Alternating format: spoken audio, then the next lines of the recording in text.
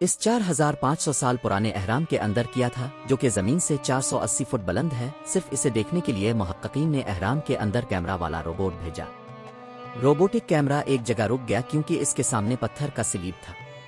मुहक्किकीन का ख्याल था कि इस अहराम के पीछे यकीनन कोई ना कोई राज छुपा हुआ है जो पिछले 4500 सालों से दफन है। उन्हें ये राज किसी भी कीमत पर जानना था, इसलिए उन्होंने रोबोट के सामने एक ड्रिल मशीन लगाई जिसने इस स्लीब में सुराख कर दिया। अब इस सुराख के अंदर एक कैमरा भेजा गया जिसने स्लीब से आगे का मंजर देखा जो पिछले 4500 सालों में किसी ने नहीं देखा था।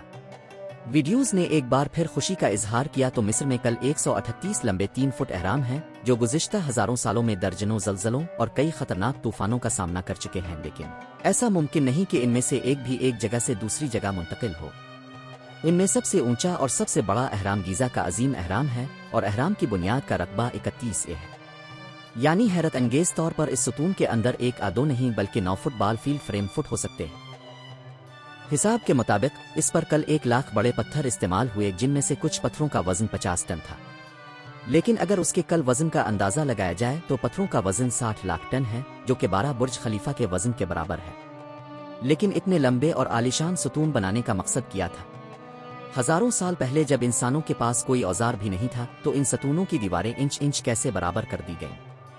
50 टन वजनी पत्थरों को मुरब्बा शक्ल में काट कर बगैर किसी औजार के 480 फुट ऊंचाई तक कैसे पहुंचाया गया? और वो इंजीनियर कौन थे जिन्होंने इन सतूनों को ज़लज़ला प्रूफ बनाया और उनके तमाम अतराफ को बिल्कुल 51.5 डिग्री के ज़ाविये पर रखा? ये सब आप आज की वीडियो में जान सकेंगे। तो आइए चैलेंज नंबर 1 शुरू करें।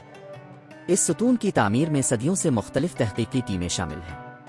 सब लोग इस तकनीक को जानने के लिए इकट्ठे बैठे थे कि किस तरह इस अहराम का हर एक रुख बगैर कंपास के शुमाल, जनूब, मशरिक और मगरिब पर बिल्कुल ठीक तरतीब दिया गया था। बहुत से माहिरीन का ख्याल है कि इस वक्त के माहिरीन तमीरात ने सबसे पहले ऐसी ज़मीन की तलाश की होगी जो लाखों टन वजनी पत्थरों का वजन बर्दाश्त कर सके। इसके बाद अहराम के हर तरफ बीलिस्ट सितारों की मदद से निशान लगा दिया गया। वो कौन से सितारे हैं जिनकी मदद से ज़मीन के खंभे पाए जाते हैं? न कोई कंपास और न ही कोई ऑप्टिकल आला इस्तेमाल किया गया। सिर्फ इस बुनियादी तकनीक से हजारों साल पहले इस त्यौहार में सवाल खड़ा किया गया था, और वो भी शेरों से। Challenge number 2। अगला चैलेंज जमीन को बराबर करना था। 13 एकड़ की जमीन जिस पर यह अहराम बनाया जाना था, अगर उसकी सतह थोड़ी सी भी निकल जाती तो 23 लाख पत्थरों के इस पहाड़ का खड़ा होना मुमकिन ना होता। अब इस जमीन को बराबर करने के लिए इस वक्त के इंजीनियरों के पास ना तो लेजर लेवलर था और ना ही गेंद। एक माहिरीन का ख्याल है कि तामीराती जगह के चारों अतराफ में खड़े होकर पानी डाला गया होगा और फिर एक तरफ के पानी का लेवल दूसरी तरफ के पानी की सतह से मिलाया गया होगा। जमीन का जो हिस्सा पानी की सतह से मील नहीं खाता था, इसे छेनी और हथौड़े की मदद से काट कर बराबर किया जाता। बहुत से माहिरीन का ख्याल है कि फौरी तालीम ने इस सादा आले को भी इस्तेमाल किया जिसके दोनों तरफ लकड़ी और उसके मरकज में रस्सी से बंधा हुआ पत्थर है। अगर पत्थर इसे छूता है और उसकी रसीद बिल्कुल सेंटर लाइन पर आ जाती है तो इसका मतलब है कि 20 फुट की जमीन बिल्कुल बराबर है। Challenge number 3। अब पैरामेडिकल ट्रिकिशन साइट पर डाक्शन सीट हो गई, मार्किंग भी हो गई और जमीन का लेवल भी सीट हो गया। अब तामीर शुरू करने की बारी थी, जिसके लिए लाखों टन वजनी बड़े पत्थरों की दरख्वास्त की गई, लेकिन उन पत्थरों को काटने के लिए ना तो उनके पास चुकी थी और ना ही छुरी। लेकिन फिर भी उन्होंने 50 टन वजनी पत्थर काट कर उन्हें मुरब्बा आ मुस्ततील छे भी दिया। लेकिन आखिर किसकी मदद से? जी हाँ, ये वाहिद पौधा है जिसकी मदद से खतूत काटे गए थे। माहिरीन का ख्याल है कि परमट की तामीर के लिए इस्तेमाल होने वाला पत्थर सिर्फ तांबे का नहीं था, क्योंकि वो ये भी जानते थे कि ये मालूम था कि तांबा नर्म होता है और पत्थर काट नहीं सकता, इसलिए इसमें एक केमिकल और सिलिका भी शामिल था।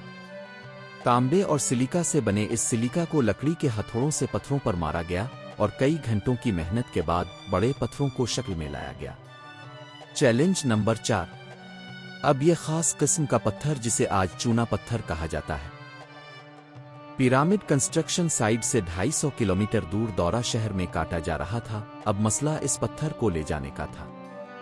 हर पत्थर का वजन 50 टन यानी 50,000 किलोग्राम था, जो कि तकरीबन 3 मुसाफिर बसों के वजन के बराबर है, और ऐसे कई लाख पत्थरों को मुंतकिल किया जाना था।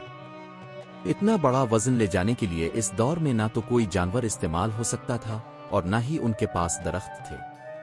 लिहाजा अगर आज के जगदेश को भी ये काम करना है तो ट्रांसपोर्ट कंपनी को इसके लिए बेहतरीन टॉप 5 मिलेगा।